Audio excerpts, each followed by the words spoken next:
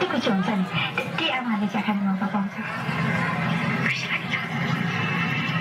मान्छेको जिन्दगीमा नि दिलसुबर्दी धेरै किसिमका सम्बन्धहरू छन् हैन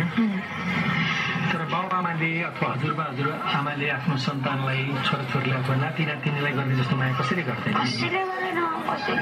तर त्यो कुरा हामी सन्तानहरू बिर्सिन्छौँ होइन बेला बेला त्यो कसरी बिर्सिन त्यो थाहा छैन यस्तो वेमा आएको हो कि म पुरै बुझ्दैन भने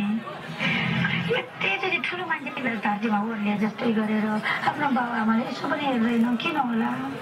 बाबुआमाले एउटा पनि सुन्दैन आफ्नो बाबुआमाले आफ्नो छोराछोरी आफूलाई सानो होस् भन्छ र बोल्दैन नि